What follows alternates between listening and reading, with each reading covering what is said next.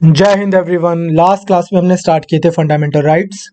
सबसे पहले हमने बात की थी कि फंडामेंटल राइट्स की ग्रुपिंग कैसे हो सकती है। There can be individual rights, there could be collective rights. Then we talked about the difference between natural rights and fundamental rights, and we also discussed कि फंडामेंटल राइट्स की खासियत क्या है। They are justiciable, they are not absolute, as in कि आप fundamental rights के ऊपर कोई रीजनेबल रिस्ट्रिक्शंस लगा सकते हैं। ये हमने लास्ट क्लास में बात की थी।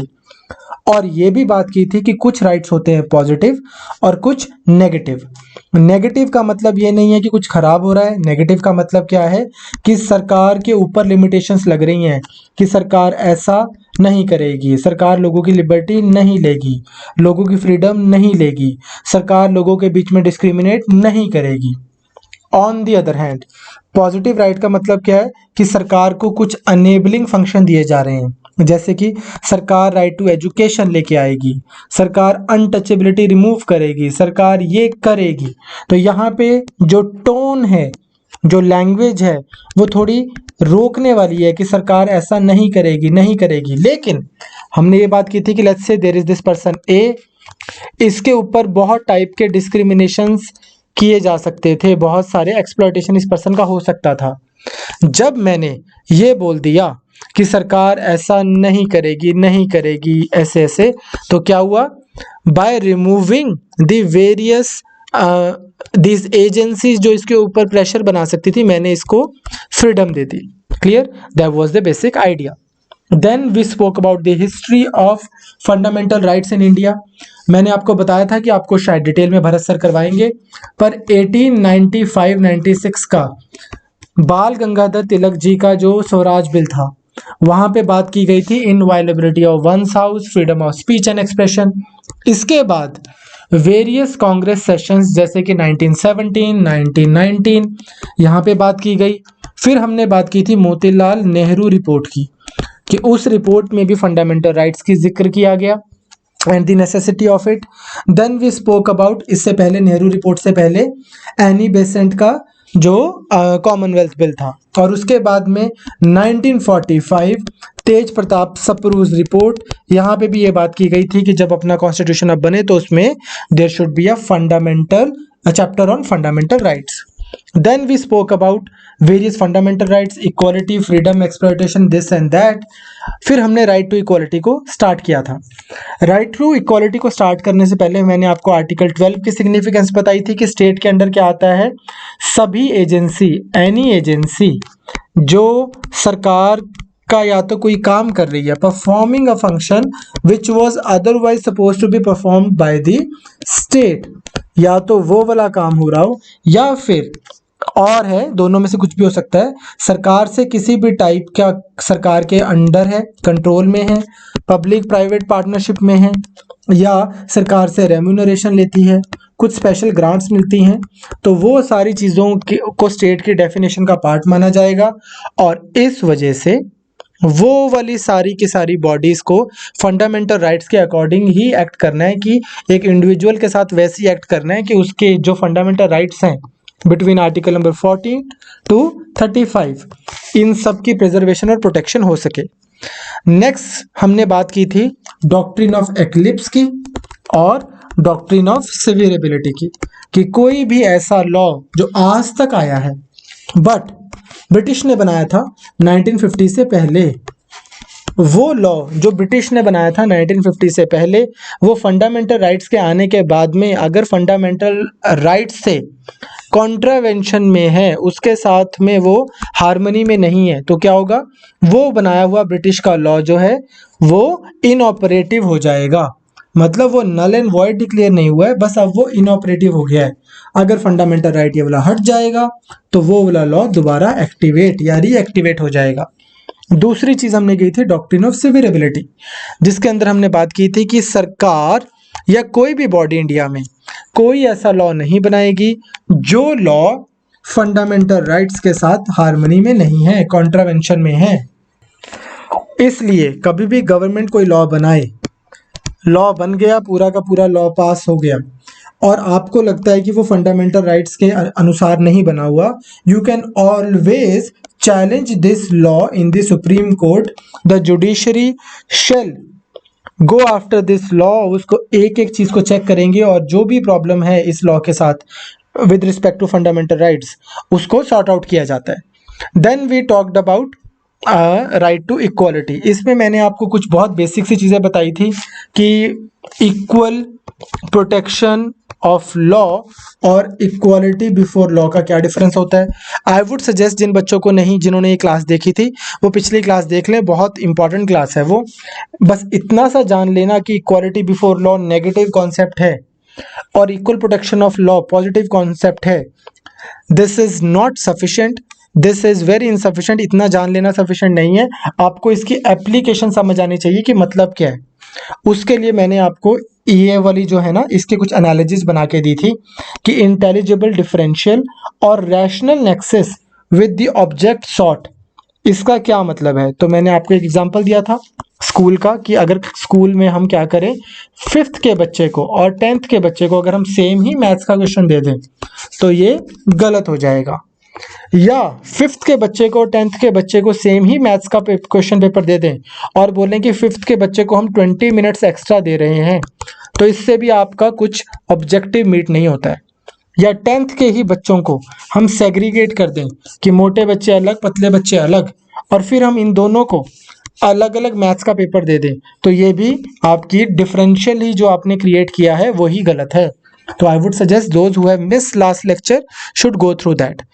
हमने यहाँ पे बात करने के बाद में आर्टिकल 15 डिटेल में किया था। मैंने आपको बताया था कि क्या हुआ था बच्चे, हमारी कंट्री में राइट टू इक्वालिटी के अंडर आर्टिकल 15 ये बोलता है कि किसी भी पर्सन के साथ on the grounds of religion, race, caste, sex और प्लेस ऑफ बर्थ के बेसिस पे डिस्क्रिमिनेशन नहीं होगा।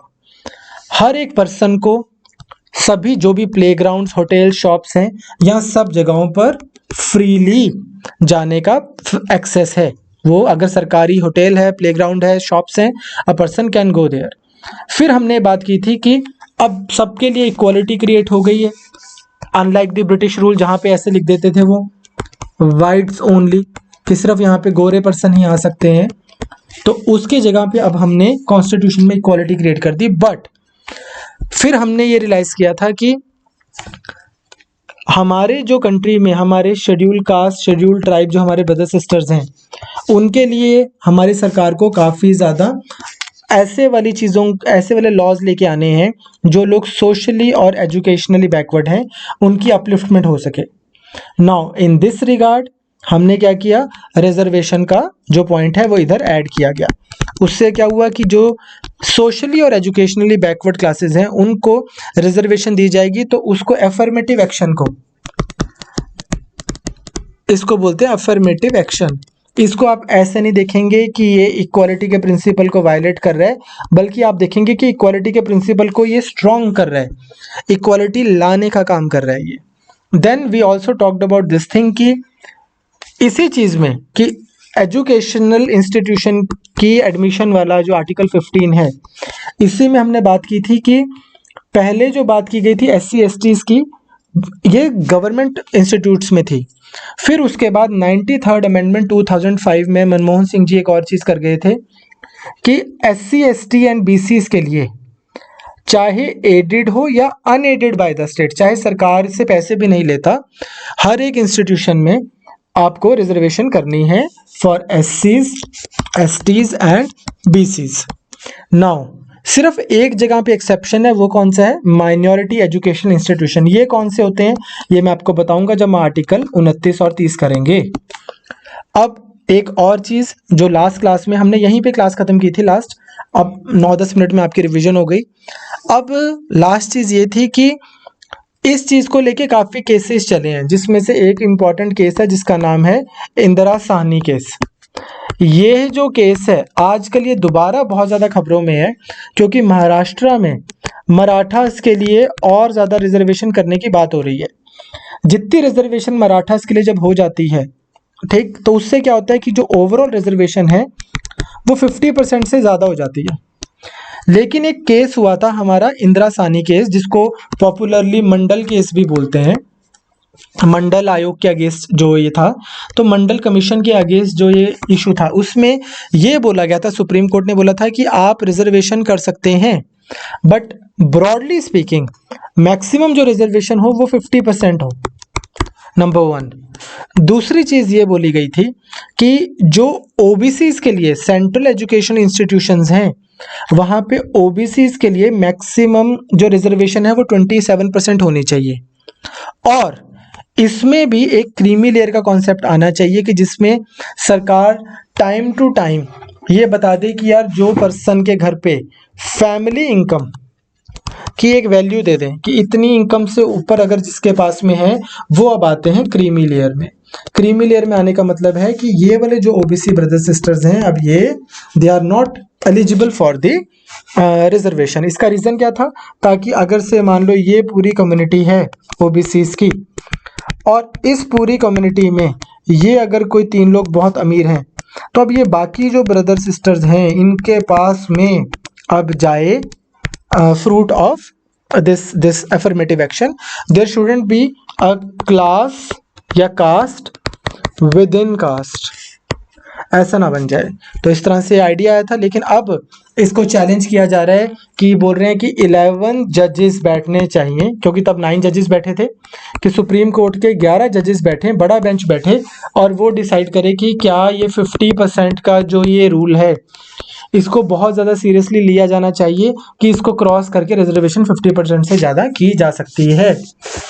नाउ यहाँ पे हमने लास्ट लेक्चर ख़त्म किया था। अब इसी के बाद आपको पता होगा कि अभी नरेंद्र मोदी जो गवर्नमेंट है ये 103rd कॉन्स्टिट्यूशनल अमेंडमेंट लाई है। इसमें क्या लिखा है कि वो लोग जो अदरवाइज आते हैं जनरल कैटेगरी से, इसमें SC ST कवर नहीं होते, वो तो अदरवाइज उनके लिए तो अलग से रिजर्वेशन है ही है। जो जनरल कैटेगरी से आते हैं और इकोनॉमिकली वीकर सेक्शन से हैं उन लोगों के लिए भी 10% रिजर्वेशन का इसमें 103rd कॉन्स्टिट्यूशनल अमेंडमेंट ने एक प्रावधान रखा है, एक प्रोविजन रखा है। तो ये जो चेकिंग होगी कि कौन EWS है, ये उस पर्सन की नहीं बल्कि फैमिली इनकम के बेसिस पे चेक होगी। तो नाउ अब आपको ये समझ आ गया बेसिक सा। अभी मैं जो ये आपको EWS की रिजर्वेशन है 10 मिनट में मैं इसको अलग से बहुत डिटेल में करवाऊंगा। नाउ नेक्स्ट आता है हमारे पास में article 16। Article 15 was primarily talking about admissions in schools and colleges. Article 16 talks about employment. Primarily talks about employment. ये बोलता है कि कोई भी सिटीजन को on the grounds only of religion, race, caste, sex, descent, place of birth और एक और चीज ऐड कर देता है, देखो रेजिडेंस। रेजिडेंस मतलब domicile. Domicile be ineligible for any employment और ऑफिस अंडर द स्टेट। तो ये बोलते हैं कि सरकार जो है वो किसी भी पर्सन के साथ भेदभाव नहीं करेगी on the basis of religion, race, caste, sex, descent, place of birth, residence etcetera. तो अब जैसे ये हरियाणा HCS का ही कोर्स है, अगर आप आंध्र प्रदेश में रहते हैं, डोमिसाइल का मतलब आपका परमानेंट रेजिडेंस, तो भी आप पेपर दे सकते हैं। आप हिमाचल प्रदेश में रहते हैं तो भी पेपर दे सकते हैं, and same is true about other things as well. हो क्या जाता है लेकिन एक्सेप्शन ये है कि मान लो आपको हरियाणा में ग्राम पंचायत में जॉब करनी है, या कोई ऐसी जॉब एक स्केल से नीचे की जॉब, नंबर 1, या कोई ऐसी जॉब जिसमें लोकल लैंग्वेज या लोकल रेजिडेंस होना इंपॉर्टेंट लगता है, तो कुछ एक्सेप्शंस क्रिएट की जाती हैं कि parliament can prescribe residence as a condition for certain employment in a state और यूटी। ठीक, अगर उसकी ऐसी रिक्वायरमेंट है जॉब की, तो अपने को इतने ज़्यादा आएगा नहीं इस तरह से, बस अपने ये पता हो कि otherwise broadly speaking even in employment हम डिस्क्रिमिनेट नहीं कर सकते किसी के साथ में कि ये पर्सन जो है इसका एम्प्लॉयमेंट यहाँ का नहीं है। लेकिन आपको एक चीज़ और ध्यान रखनी है, नो सिटीजन, ये जो फंडामेंटल राइट्स हम कर रहे हैं एम्प्लॉयमेंट वाले, एडमिशन्स वाले, ये वाले फंडामेंटल राइट्स सिर्फ सिटीजन्स को ही अलाउड है। कोई बंदा कल को आके ये नहीं बोल सकता कि मैं मंगोलिया में रहता हूँ और मुझे भी सरकारी नौकरी चाहिए, ये इंडियंस के लिए ही है। क्लियर? नाउ इसी चीज़ में एम्प्लॉयमेंट में मैं आपको 2-3 चीज़ें बताना चाहता हूँ। हमारी कंट्री में कुछ केसेस हुए हैं जो मैं आपसे 5 मिनट में डिस्कस करूंगा, जैसे कि M Nagraj case, Lakshmi Gupta case, इस तरह के केसेस हैं। हमारी कंट्री में एक तो एम्प्लॉयमेंट में रिजर्वेशन है, से जैसे आप कभी भी जॉब्स फिल करते हो तो से हाइपोथेटिकली स्पीकिंग मान लो 50% रिजर्वेशन है, तो ये हो गई ओपन कैटेगरी, जनरल कैटेगरी, और ये दो होगी रिजर्व 1 रिजर्व 2। तो उसके बाद में अब थोड़ा सा आपको ये समझना है कि कॉन्स्टिट्यूशन में रिजर्वेशन दी कैसे हुई है। मैं आपको एग्जांपल से ही समझा रहा हूँ। मान लो ये है लेवल 1 की जॉब, ये लेवल 1 की 2 जॉब्स होगी ओपन कैटेगरी की, ये 2 जॉब्स होगी रिजर्व कैटेगरी की। ये पर्सन 1 यहाँ पे जॉब लग गया, पर्सन 2 यहाँ, पर्सन 3 यहाँ, पर्सन 4 यहाँ, इस तरह से आपकी जॉब्स लग गई। पहली चीज आपको एक और समझनी है, मान लो इधर ही यहाँ पे पहले भी कोई जॉब करता था पर्सन P0, ये जो P0 पर्सन यहाँ पे काम कर रहा था, ये 10 साल से काम कर रहा था। ये पर्सन जो है इनको 1 साल हुआ है। अब लेवल 1 से ऊपर एक और पोस्ट है लेवल 2 की प्रमोशन में। अब मान लो कि ये वाली जो जॉब है पर्सन 0 वाली, इस बार रिजर्व कैटेगरी में एक हायर पोस्ट पे प्रमोशन होनी है, तो ये पर्सन 3 की यहाँ पे प्रमोशन हो जाएगी, ये रिजर्व कैटेगरी में है, तो P3 इधर आ गए। अब यहाँ पे क्या था कि ये जो P0 थे, ये पर्सन ये 10 साल से जॉब कर रहे थे, ये 1 साल से कर रहे थे। अब यहाँ पे जब हुआ तो ये इन्होंने अब यहाँ पे जॉब लगी इनकी, अब ये अपनी कैटेगरी में अपनी सीनियर पोस्ट पे L2 पे, अब ये 2 साल से यहाँ पे जॉब कर रहे हैं। Now when this person will go here, मान लो कि 3 साल बाद यहाँ पे भी वैकेंसी आ गई और ये पर्सन इधर सीनियर थे चले गए। आज ये जब यहाँ पे जाएंगे तो जो P3 है, क्योंकि ये लेवल 2 पे इनसे पहले या 2 साल से, तो इनका 2 ईयर सीनियर होगा ये, ठीक, बिकॉज वो वहाँ पे ऑलरेडी 2 साल से है। उनका ये क्लेम नहीं रहेगा कि अरे मेरे तो टोटल जॉब को 10 साल हो गए और इन्होंने तो टोटल अभी 3 साल जॉब की है। क्लियर, कॉन्सिक्वेंशियल सीनियरिटी है हमारी कंट्री में, कैचअप रूल नहीं है सच, ऐसा आपको मिलती है कॉन्सिक्वेंशियल सीनियरिटी। दूसरी चीज ये होगी पहली चीज। दूसरी चीज क्या है कि लेट्स से मान लो वैकेंसीज हैं, 2 वैकेंसीज हैं या 3 वैकेंसीज रिजर्व्ड और 3 वैकेंसीज ओपन। यहाँ पे ये तीनों वैकेंसीज फिल हो गई और इधर क्या हुआ कि ये वाली वैकेंसी अनफुलफिल्ड रह गई। अगले साल जब वैकेंसीज निकलेंगी नेक्स्ट ईयर, तो यहाँ पे दोबारा 3 वैकेंसीज निकली, यहाँ पे भी 3 निकली, पर यहाँ पे क्योंकि पिछले साल एक अनफुलफिल्ड थी तो ये इधर से इधर ऐड हो जाएगी। अब जब ये इधर ऐड हो गई तो यहाँ पे कितनी वैकेंसीज हुई ओपन कैटेगरी में? 3। क्लियर, यहाँ पे कितनी हुई? 4। तो अब आप बोलोगे कि सर ये तो 50% से ज़्यादा हो गई। अगर यहाँ पे पहले, अगर यहाँ पे भी 3 होती, यहाँ पे भी 3 होती, फिर ये 50% होती। अब क्योंकि ये पुराने वाली वैकेंसीज यहाँ पे ऐड अप हुई हैं, तो यहाँ पे 50% की जो सीलिंग थी that shall not be considered, इसको बिल्कुल ठीक माना जाएगा। तो अब हो गया 4 वैकेंसीज रिजर्व्ड और 3 जनरल कैटेगरी की। इन अदर वर्ड्स क्या नहीं होगा, जो जनरल कैटेगरी की या रिजर्व कैटेगरी की वैकेंसीज है वो यहाँ शिफ्ट नहीं की जाएंगी कि चलो अगर यहाँ पे नहीं भरी गई और यहाँ पे भर दी गई तो थोड़े से कैंडिडेट्स हम यहाँ से लेके भर दें, वो नेक्स्ट ईयर में कैरी फॉरवर्ड होंगी। क्लियर, एक चीज़ आपको और सुननी है, ये रिलीजियस डिनोमिनेशन वाला क्या पॉइंट है।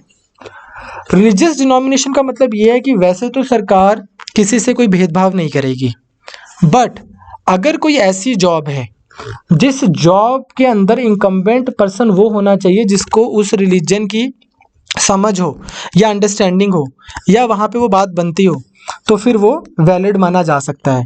Again the example might not be right but you will get the feel, आपको समझ आएगा मैं क्या बोल रहा हूँ। मान लो आप हो DC पंचकुला, अम्बाला पंचकुला जो भी होता होगा, DC अम्बाला लगा लो, और अम्बाला में ही पंचकुला में एक मंदिर आ जाता है कोई हिंदुओं का से माता मनसा देवी मंदिर। अब होता क्या है कि अगेन ये सब मैं assumption पे आपको समझाने के लिए बोल रहा हूँ, I don't know if it actually works like this, बस आपको एक क्लॉज समझाने के लिए। अगर आप DC पंचकुला हैं तो मनसा देवी श्राइन बोर्ड के भी आपको मान लो चेयरमैन बना देते हो कि जो भी पर्सन DC पंचकुला होता है वो मनसा देवी श्राइन बोर्ड का भी चेयरमैन है, हाइपोथेटिकली स्पीकिंग। अब ऐसा हो सकता है कि जब अगर ये वाला जो चार्ज है मनसा देवी श्राइन बोर्ड का, ये आपको तभी मिले अगर आप हिंदू हैं, क्योंकि हो सकता है कि मंदिर के साथ में उनकी एक आस्था जुड़ी हो कि हमारे श्राइन बोर्ड का चेयरमैन हिंदू होना चाहिए। एंड सिमिलरली अगर कोई और मस्जिद आती है तो वहाँ की श्राइन बोर्ड पे अगर आप मुस्लिम हैं, तो इसमें ऐसा नहीं बोला जाएगा कि स्टेट तो डिस्क्रिमिनेट कर रही है, ये हमारे कॉन्स्टिट्यूशन के आर्टिकल 16 के ही आई थिंक क्लॉज नंबर 6-7 में कहीं पे लिखा हुआ है, मैं कल चेक करके बता दूंगा आपको। But the point is this कि ये आपको समझना है कि ये वाली एक्सेप्शंस हैं, एक्सेप्टेबल एक्सेप्शंस हैं ये हमारे कॉन्स्टिट्यूशन के अंदर।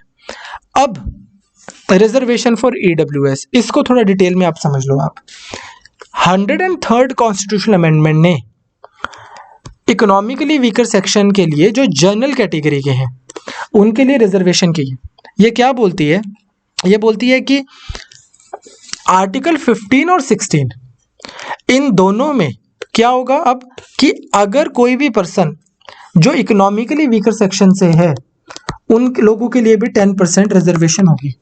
अब इकोनॉमिकली वीकर सेक्शन से कौन है, इस चीज का जो डेटा है ना आपको एज सच स्ट्रिक्टली याद करने की जरूरत नहीं है, क्योंकि सरकार इसको रिवाइज कर सकती है। पहला तो यही आपको पता हो अदरवाइज कि अभी ये बोल रखा है कि 8 लाख का आई थिंक बोल रखा है कि फैमिली इनकम एनुअल, या फिर जिनके पास 5 एकड़ से कम घर है, या एक और अब अर्बन एरिया की भी कुछ दी हुई है कि इससे कम अगर है तो आप इकोनॉमिकली वीकर सेक्शन में हो। जब ये हो जाता है, आप इसमें फॉल करते हो, तो क्या होगा, आपको मिलेगी 10% रिजर्वेशन जो है ओवरऑल, उसके अंडर आपको भी हिस्सा मिलेगा। नाउ सुप्रीम कोर्ट ने रिसेंटली एक और बात भी बोली थी कि 3% रिजर्वेशन पीपल विद डिसेबिलिटीज भी होनी चाहिए, उनके लिए भी होनी चाहिए। मतलब क्या है कि से अगर टोटल 100 जॉब्स हैं तो उसमें से 50 रिजर्व्ड हैं, ठीक, इधर भी हो गई 50 जनरल ओपन कैटेगरी की। अब यहाँ पे इस 50 में से आप करो 3% जो है, तो तकरीबन 1 से 2 जॉब जो है वो पर्सन विद डिसेबिलिटी के साथ होनी चाहिए। और सिमिलरली यहाँ पे भी अगर से मान लो 27 जॉब्स अगर ओबीसीज के लिए रिजर्व्ड हैं तो उसमें से 3% ऑफ 27 जो है वो होनी चाहिए person with disability who also happen to be OBC. Similarly अगर 30 जॉब्स हमने एससीज के लिए की हैं तो इस 30 में से 3 जॉब्स जो हैं वो होनी चाहिए people with disability and who also happen to be SC, उनके लिए। तो इस तरह से हॉरिजॉन्टल उसकी बात की गई है रिजर्वेशन की यहाँ पे। तो अब आपको क्लियर हो गया कि रिजर्वेशन के बारे में। एक चीज़ और, जो मैंने आपको प्रमोशंस में रिजर्वेशन बताया था, ऐसा माना गया था हमारी कंट्री में कि अब जब से रिजर्वेशन आई है तो गवर्नमेंट जॉब्स में हमारे schedule caste, schedule tribe, OBC brothers and sisters को एडमिशन तो मिलने लग गई, जॉब्स भी मिलने लग गई। बट क्या नहीं हो रहा, बोलते कि जो टॉप पोस्ट है वहाँ पर कम प्रमोशंस मिल रही हैं। तो एक रिजर्वेशन की और चीज़ आई थी कि रिजर्वेशन इन प्रमोशन भी होनी चाहिए। तो एक इम्पॉर्टेंट जजमेंट है M Nagraj versus union of India case. इस जजमेंट में सुप्रीम कोर्ट ने बोला था कि आप प्रमोशन में रिजर्वेशन कर सकते हो, बट आपको 3 चीज़ों का ख्याल रखना है। पहली चीज़ तो ये होनी चाहिए कि quantifiable data on the backwardness of schedule caste and schedule tribes. आप प्रमोशन में एससी एसटी के लिए रिजर्वेशन कर दीजिए, पर आपके पास क्वांटिफाइबल, नापा तोला जा सके ऐसा डेटा होना चाहिए कि हाँ एससीज और एसटीज प्रॉपरली रिप्रेजेंटेड नहीं है और ये बैकवर्ड है इधर एरिया में। दूसरा कि ये प्रॉपरली रिप्रेजेंटेड नहीं है। और तीसरा, ओवरऑल एडमिनिस्ट्रेटिव एफिशिएंसी खराब नहीं होनी चाहिए, कि ये नहीं है कि आपने सिर्फ रिजर्वेशन के चक्कर में उन लोगों को ऊपर बिठा दिया जो अभी एडमिनिस्ट्रेटिवली प्रॉपरली ट्रेन नहीं है, इक्विप्ड नहीं है। तो उसके बाद recently Jarnail Singh versus Lakshmi Gupta case 2018 में सुप्रीम कोर्ट ने क्या किया, सुप्रीम कोर्ट ने ये वाली जो चीज़ है इसको हटा दिया कि यार now Supreme Court has allowed for grant of quota for promotion in government jobs without the need to collect quantifiable data. So अब आप without any need of providing data कि ये सच में backward है भी हैं कि नहीं है, शेड्यूल कास्ट या शेड्यूल ट्राइब, रिप्रेजेंटेशन inadequate वाली जो कंडीशंस हैं ये हटा दी गई हैं। आप सीधा प्रमोशन में भी रिजर्वेशन है। इसमें आप एक चीज़ और मेरी ध्यान रखना, वो ये है कि रिजर्वेशन और प्रमोशन में जो कोटा है ये क्या है, बेसिकली आपका फंडामेंटल राइट है इक्वालिटी। फंडामेंटल राइट है इक्वालिटी, सब लोगों में इक्वालिटी होनी चाहिए। अब ऐसा देखा गया हमारी कंट्री में कि कुछ श्रेणियां हैं, कुछ कास्ट हैं जो इंडिया के, अगर आप हिंटरलैंड में चले जाओ, इंटीरियर्स में चले जाओ, तो पता लगता है कि ये वाली कास्ट जो है ये बहुत सफ़र कर रहे हैं, और आज से नहीं कर रहे, बहुत सदियों से कर रहे हैं। तो इन लोगों के लिए इक्वालिटी क्रिएट करने के लिए रिजर्वेशन आई है। तो रिजर्वेशन या कोटा ये है क्या? ये एक जरिया है, इट्स अ वे, रास्ता है, एक means to achieve the fundamental right called equality. आपका फंडामेंटल राइट इक्वालिटी है, आपका फंडामेंटल राइट रिजर्वेशन नहीं है। अगर कल को सरकार को लगता है कि यार रिजर्वेशन के थ्रू नहीं, हमने एक और बहुत अच्छा सोशल और इकोनॉमिक तरीका निकाला है इक्वालिटी देने का। आज से हम क्या करते हैं, जितने भी हमारे एससी ब्रदर्स हैं, जितने भी एसटी ब्रदर्स हैं, इन सबको, और जो जनरल कैटेगरी वाले हैं, ठीक, इन सबको हम तो इतने पैसे अकाउंट में डालेंगे, और ये वाला पीछे से कास्ट का टर्म लगाना बंद, कुछ भी आपको, कुछ भी आप वाइल्ड कितना भी सोच सकते हो कि कास्ट लगाना हमने बैन कर दिया, पीछे नाम नहीं लगा सकते हो, और ऐसा होगा और वैसा होगा, और जो लोग इंटरकास्ट मैरिज करेंगे हम उनको से कुछ बेनिफिट भी देंगे, कुछ भी सरकार ने सोच लिया और बोला कि हम तो ये सब करेंगे और रिजर्वेशन हटा रहे हैं ऑल टुगेदर। अब ये पॉलिटिकली स्पीकिंग सही चीज़ है कि गलत चीज़ है वो नहीं मुझे पता, पर इसमें कोई ये नहीं बोल सकता कि हमारा फंडामेंटल राइट चला गया। फंडामेंटल राइट आपका है इक्वालिटी, ना कि रिजर्वेशन। रिजर्वेशन है एक जरिया इस इक्वालिटी को अचीव करने का।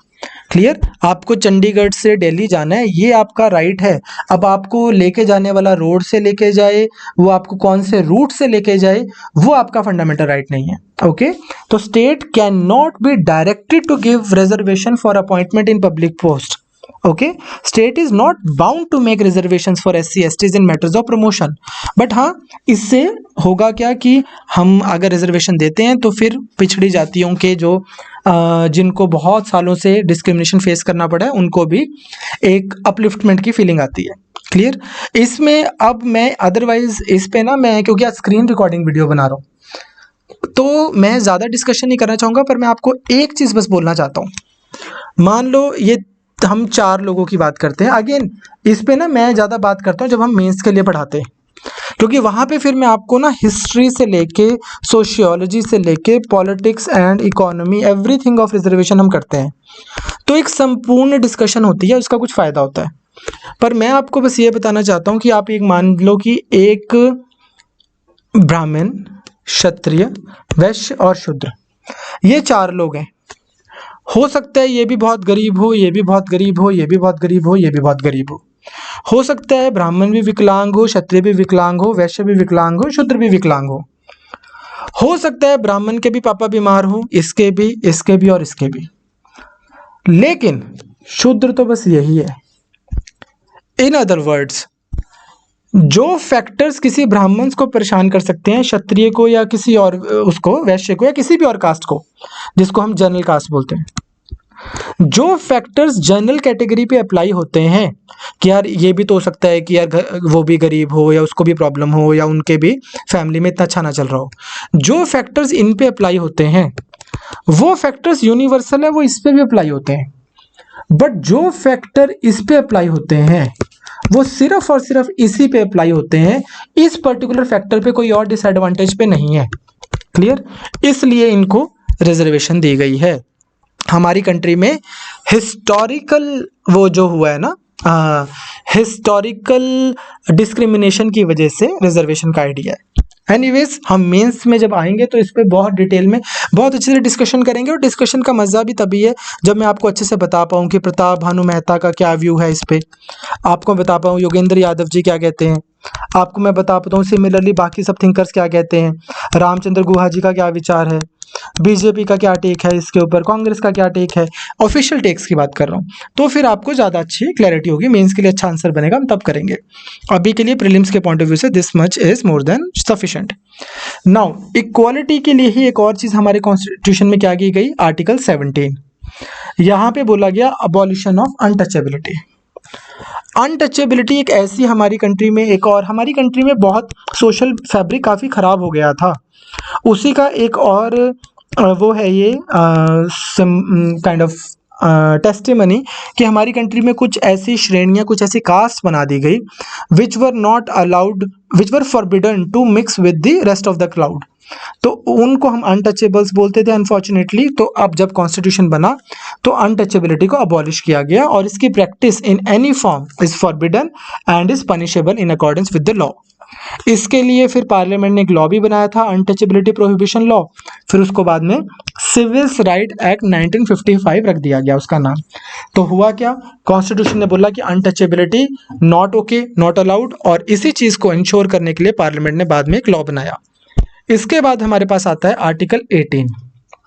ये क्या बोलता है, ये बोलता है कि चाहे कोई आम पर्सन हो, ऑर्डिनरी पर्सन, चाहे कोई बहुत बड़ा आदमी हो, सरकार ना दोनों को इक्वली ट्रीट करेगी और इसलिए किसी को कोई स्पेशल टाइटल्स नहीं देगी। ब्रिटिश के टाइम पे क्या होता था, ऐसे टाइटल्स दिए जाते थे, राय बहादुर, है ना, इस टाइप के टाइटल्स, ठीक, रंबरदार, दिसदार, दैटदार, वो होते थे थोड़े सुपीरियर सिटीजन्स, ब्रिटिश के खास होते थे वो, और आम लोग होते थे वो आम होते थे। अब हमारी कंट्री में सिर्फ मिलिट्री और एकेडमिक डिस्टिंक्शन के ही टाइटल्स दिए जाते हैं। You can be lieutenant colonel, ठीक, you can be captain, you can be major, you can be doctor, you can be advocate, इस तरह से मिलिट्री वाले या एकेडमिक टाइटल्स दिए जाते हैं। लेकिन हमारी कंट्री में नेशनल अवार्ड्स भी दिए जाते हैं। For example Padmashri, Padma Vibhushan, Bharat Ratna. But ऐसा नहीं है कि आप अपने नाम के आगे इनको ऐसे टाइटल्स यूज करोगे। अगर आपका नाम से रवि किशन है तो आपको पद्मश्री अवार्ड मिला है तो आप इसको पद्मश्री रवि किशन नहीं बोल सकते हो। अगर आप ऐसा बोलोगे तो क्या होगा, सरकार आपसे पद्मश्री वापस ले लेगी।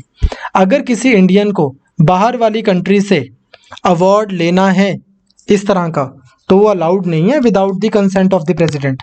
राष्ट्रपति जी बोलेंगे तभी आपको सर की उपाधि नाइटहुड मिल सकती है। So this was your right to equality. Right to equality के अंदर आपको आर्टिकल 14 आ गया, 15 आ गया, 16 आ गया, 17 आ गया और 18 आ गया। ये 5 राइट्स बहुत ज़्यादा इंपॉर्टेंट है, इनमें से 1-2 क्वेश्चन आता है। मोस्ट लाइकली आपकी इस वीकेंड भी क्लास होगी, सैटरडे या संडे को आपकी क्लास होगी।